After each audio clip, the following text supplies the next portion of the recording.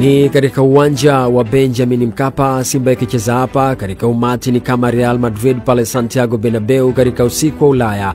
Ni Simba hii yenye mpanzu na kibu, kisha golini yupo Spiderman Pinpin Kamara. Ni ngumu Almasiri kutoka. Ni rahisi sana kuangamia kupenya katika tundu la sindano kuliko Almasiri kuondoka na alama yote pale kwa Mkapa.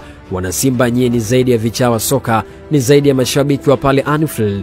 Katika uwanja huu alishawahi kuja Al Ahly atoka kucheza na Bayern Munich ya kafa hapa. Vipi kuhusu Nkana? Mmesahau kuhusu AS Vita? Sio historia wala michuano, vyote vipo katika mikono yenu. Hakuna jambo la kuwapa hofu. Ukweli ni kuwa Benjamin Mkapa bila Simba ni kama Ahmed Ally bila kispika, hakuwezi kunoga. Kwa Mkapa atoki mtu, ni kauli yenu, wengine wakiiga wanakutana vichapo. Katika umoja wenu nendeni mkaujaze uwanja wa Benjamin Mkapa. Ni siku kubwa ya kihistoria kwenu, haswa kwa kizazi cha 2000. Ni kizazi ambacho mafanikio yao makubwa ni kuiona Simba ikicheza robo finali ya kombe la CAF. Sasa ni muda wa kujenga historia pamoja mkiwa pale Mkapa. Kwa mara ya kwanza mnyama tatoboa nusu finali. Amini na waambieni, hii Simba yenu inavuka. Hapa Almasiri wamekuja msituni bila shoka.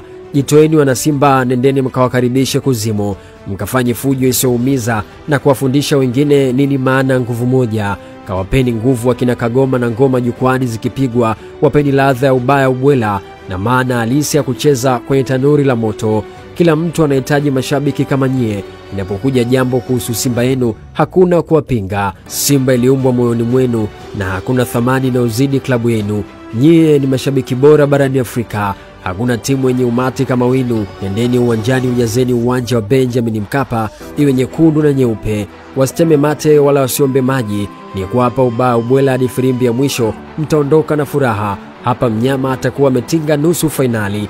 Kila laheri mnyama. Simba nguvu moja. Mimi ni Steve Champion. Tanuri la moto linarudi pale pale.